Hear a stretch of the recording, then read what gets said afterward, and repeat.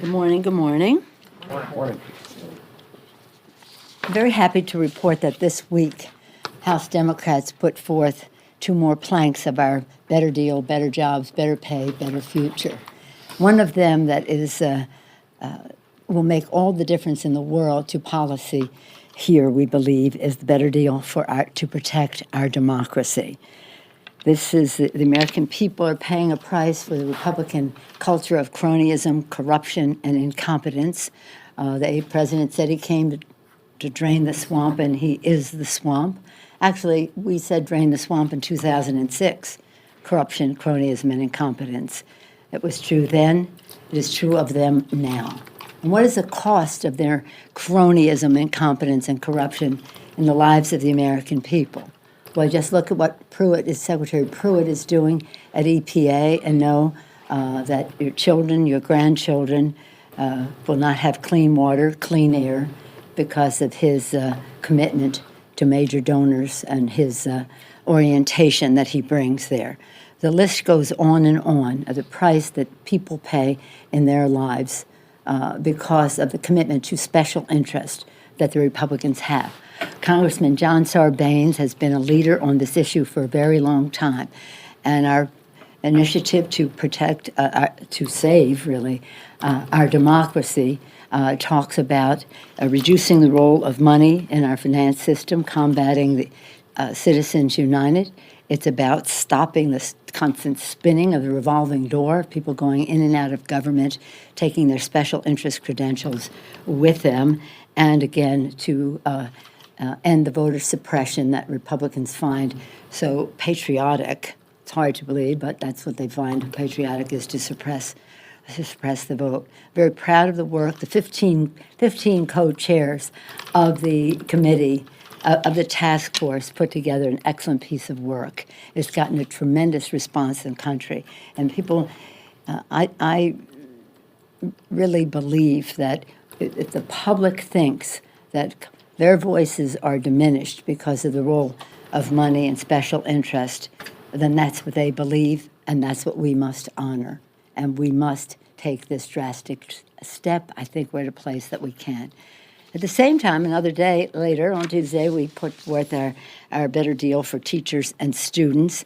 American teachers, as we all know, are underpaid. Our schools are crumbling.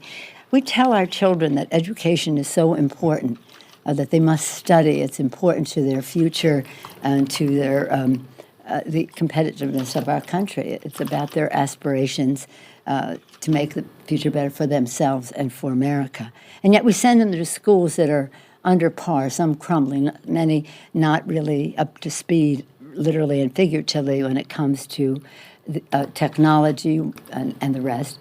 And we do not pay respect and pay our teachers in the manner that is reflects the value that they bring to our kids and to our country. And so this is about a better deal to give teachers a well-deserved raise, protect educators, freedom to negotiate for better wages, and make bold investments in our schools, including the infrastructure of our schools and the security of our schools, the technology of our schools. Other things happened this week that were not so pleasant. The president's statement on the gag rule, which will rip away access to affordable preventive care for millions of vulnerable American women. We spoke about that yesterday in press conference. Can talk more about it if you wish.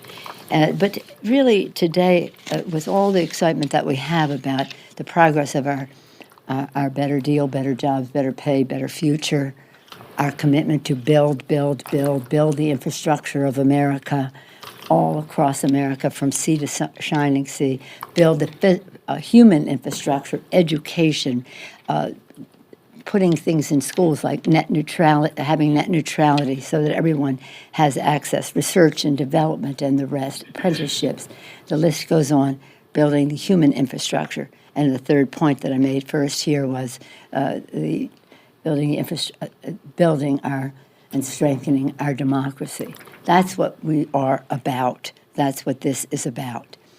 So I'm excited about some of the agreement that we've all come to, the consensus that is there, the connection to the American people in terms of what it means to their aspirations and what it means to their apprehensions as well. Better jobs, better pay, better future, lowering cost. At the same time, today is almost heartbreaking in the magnitude of disrespect that the Republicans are paying to the Constitution of the United States and to the institution which they serve, the first branch of government, the legislative branch. Today there will be a very unacceptable, inappropriate meeting of intelligence briefings to the Republicans, which have the possibility of aiding the president's defense in his investigation. To add insult to injury, the Speaker of the House has said he can't go to the Gang of Eight briefing that we insisted upon, which is appropriate, because he has fundraisers in Texas. So he's going to this earlier meeting, which shouldn't be taking place in the first place. Leader Schumer and I sent a letter to the appropriate authorities to say that if you have this, if you have this meeting, imagine they were going to have this meeting. Then we said, no, this is appropriate at the Gang of Eight. They said, okay, we'll have Gang of Eight 2 weeks from now. We'll have this meeting today. No, that's not what you do. Give information, but with 2 weeks in between. So then they called me and said, since the Speaker's going to that meeting, why don't you? And I said, well, I don't, because I don't believe in that meeting.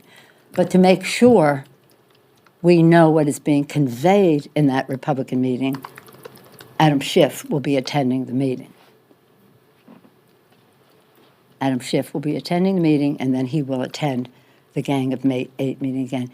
I want you to understand, I have over almost 25 years of experience in intelligence, longer than anyone who's ever served in the Congress. I served as a member of the committee. I served as the ranking member, the position that Adam Schiff has now, and he set a whole new standard for ranking members. And I've served ex officio for a number of years. Never has there been anything so disrespectful of the Congress than what they're doing today. I have been a relentless advocate for Congress receiving information. That isn't the point. And for transparency. The point is, at this very, very questionable time, that the Republicans have called for a meeting of Republicans only, for henchmen of the president who to attend that meeting and to be joined by the Speaker of the House, who has completely abdicated his responsibilities by saying, I got to be in Houston for a fundraiser instead of the important Gang of Eight. We don't have those meetings that often. They're very important meetings, and they're for the four leaders of the committee and also the four top leaders in the Congress of the United States. Peers of Republicans in Congress and leadership have taken an oath not to protect and defend the Constitution, but to protect and defend Donald Trump. It's just wrong. The president has been clear that he doesn't respect the office he holds, and now that disrespect has bled to the Congress of the United States. Any questions? Yes, sir. One, thank you. With the president canceling the summit with North Korea, I know some thought there was optimism, maybe there could be a breakthrough achieved. That said, historically, we have seen situations where there have been summits which have gone south. I think Reykjavik in '85 with Gorbachev and Reagan, and that actually proved to be good later on. Yes. Looking at this through that sort of prism, do you see the potential of maybe this being a good thing, that maybe it actually results in something better down the road, or what's your interpretation? I think it's a good thing for Kim Jong-un. Here you had a thug, a person who killed his own family members, a person who runs a police state being legitimized by the President of the United States. They were on a par with each other. He got global recognition and regard. He's the big winner. And when he got this letter from the president saying, okay, never mind, he must be having a giggle fit right there now in North Korea, in Pyongyang. As you probably remember, maybe not, I'm one of the few members of Congress who's been to Pyongyang, the capital, right into the north, not at the border, but to their capital. It was an intelligence trip. Most of the members who were on that trip are no longer in Congress now, but it is a police state. It's a terrible place. The suppression of their people, the brainwashing that they do, And then along comes Kim Jong-un, schmoozing the President of the United States, he taking the bait. Now, we were sympathetic to say, well, talk, talk, talk. That's better than war, war, war. But this takes preparation. This takes knowledge. This takes judgment. And clearly, it takes preparation, which the president didn't make. It's clear he didn't know what he was getting into, and now he's walking away from it. In this very chummy, palsy-walsy letter to Kim Jong-un, Kim Jong-un, is the big winner. It's unfortunate because, as you say, you want to be optimistic, you want to be hopeful that something can come of something.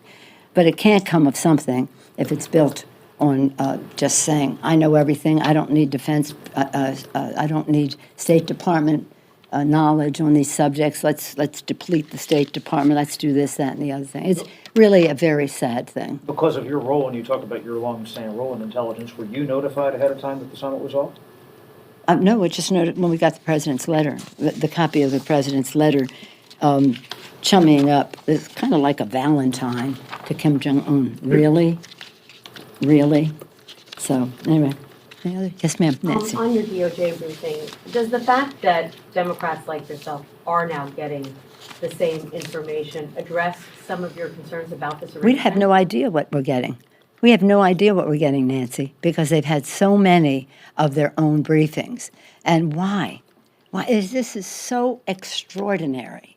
It's so extraordinary. So this isn't any, I don't even think that this information should be conveyed to Congress if it has the possibility of affecting the president's defense in his investigation of the president.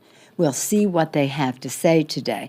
But they're making matters worse by having this meeting today. Do you think that an informant's safety is being jeopardized? Oh, as absolutely. Some members of Congress call for his identity to be released? Well, it is sources and methods are always to be protected. I have always, this has been one of our priorities.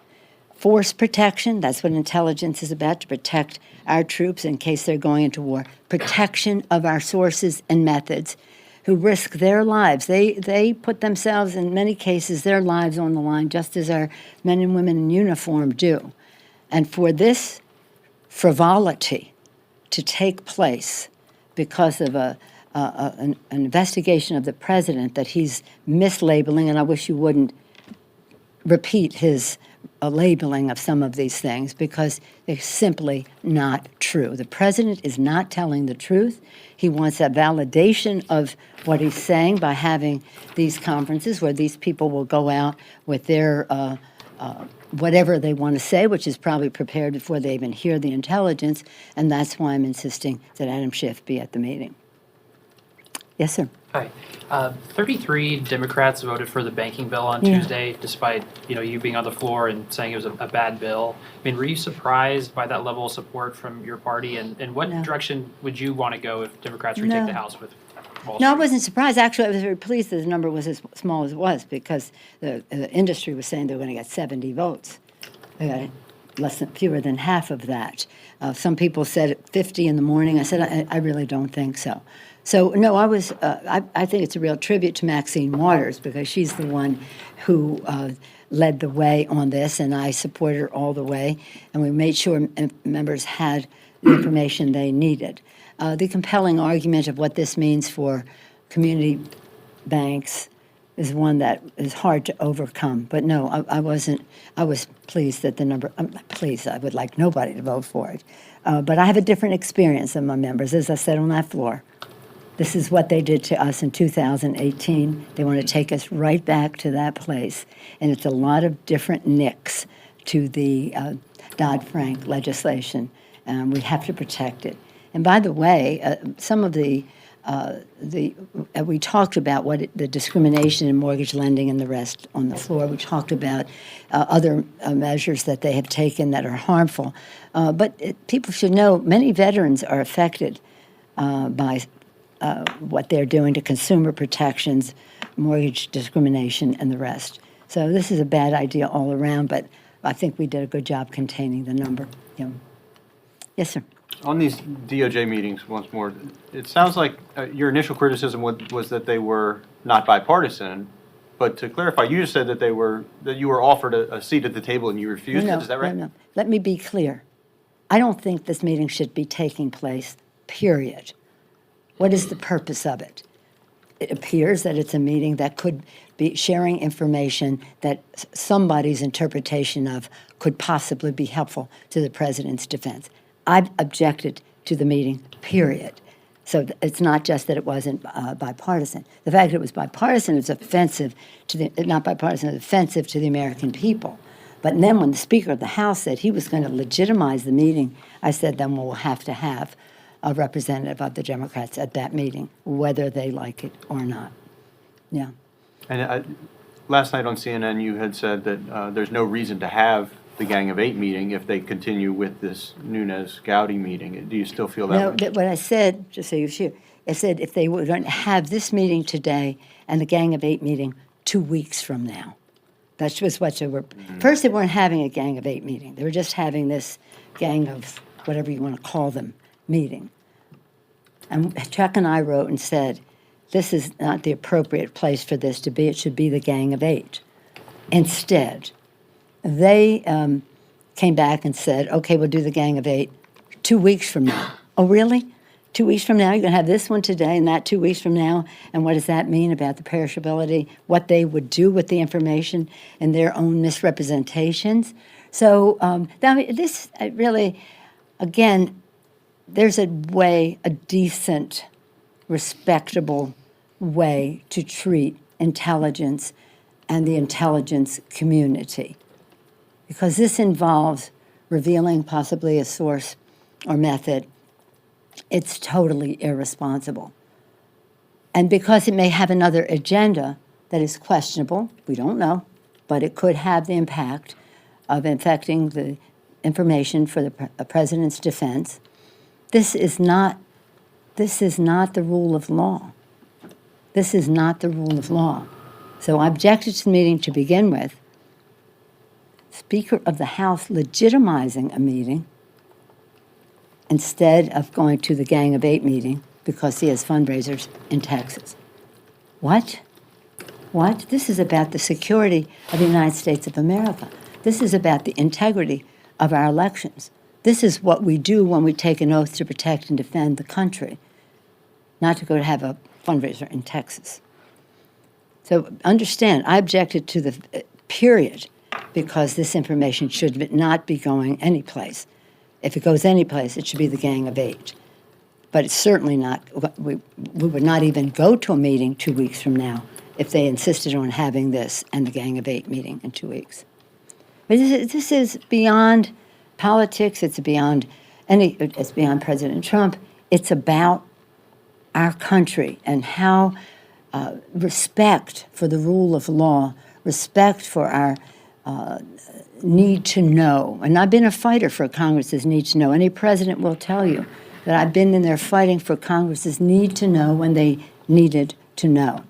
But anything that relates to the president's defense of his investigation is not a congressional need to know. Yes, sir. Leader Pelosi, Mr. Schiff has said that he's received assurances that General Kelly will not be in the meeting. Have you heard anything similar?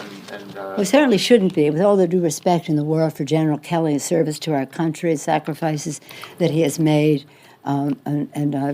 He has a big, important job, and I sympathize with him on the responsibilities that he has. One of them is not to be in this meeting. It is our understanding, by way of Mr. Schiff, that he will not be in the meeting. He may be there introductory, which I don't even think is appropriate, but nonetheless not there for the information. Now, he might be at the earlier meeting. I don't know. But none of it is appropriate, sad to say. Yes, ma'am. I just wanted to get some clarity. You said that that Schiff will be in both Yes, he will. both of the meetings? That's right. Okay. When was he invited to the noon? No, I was invited, and I Okay. said I won't be coming to that Okay. meeting because I don't think it should take place. But since the Speaker has decided that he would legitimize a completely inappropriate meeting, I want to make sure that Mr. Schiff has whatever information they are sharing in that meeting, because I do not have confidence that they'll share the same meeting in the Gang of Eight meeting. Okay, so is he going in your stead then? No, he's going in his own stead as the ranking member of the Intelligence Committee. Perfect, thank you. Yes. Yes, sir. Do you have a question? Yes, I wanted to ask you, you signed on to the discharge petition Yes, I did. now. It's approaching 218, I think it's at 212 signatures. Yes. Speaker Ryan this morning said that he doesn't believe that the Queen of the Hill process is going to be able to produce a bill that the president could sign into law. But do you believe that the process, if you do get to Queen of the Hill, that it could produce a bill that you can at least send to the Senate? Yes. Yes, indeed. And I do think that the Queen of the Hill gives Congress a chance to work its will in the most generous way. Everybody will have their chance to vote on whether it's Goodlatte, the Make America White Again bill, or it's Pure Dream Act, which would be ideal, or the compromise, Aguilar-Hurd, which is what we are, which we want to be last, so it will be the Queen of the Hill, or the Speaker can put together a bill. Maybe they're capable of putting together a bill that they think can get bipartisan support. We haven't seen it yet. But I'm really proud of the work that is done by members, regular order members, working together on both sides. This is not a leadership product. This is a product where they came together, wrote their bill, gained support. We didn't even sign. I didn't even sign until today at their direction. And it's pretty exciting. And, you know, it's a funny thing about the Dreamers. They have such idealism about America. They make us all so proud. And that's why their numbers are in the 80% or more in terms of favorability among the American people. And I'll say what I said last night, and that is, this president is the first president in modern times, Republican or Democrat, who's been so anti-newcomers to America. And President Reagan, he was great. President Obama did the executive order on the Dreamers when Congress didn't act, so he did an executive order. President Reagan did an executive order after Congress acted and said you didn't go far enough to protect enough people. So he and President Bush, George Herbert Walker Bush, protected a higher percentage of people than President Obama did with his initiative.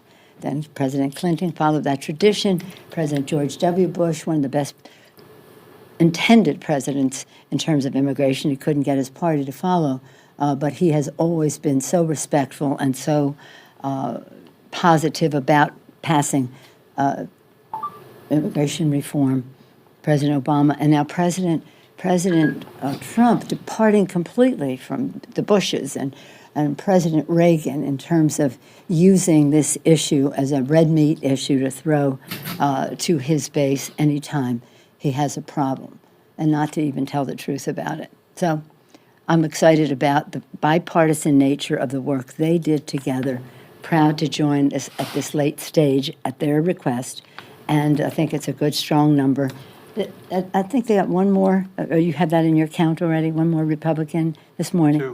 Two more this morning. So anyway, it goes on. Now they're threatening committee assignments, supporting campaign. You know, we're hearing all kinds of things that they're threatening members if they do not abandon this. But we'll see. We'll see. But in any case, for now, the courts are protecting the DACA. Not all the Dreamers are a bigger number, but the DACA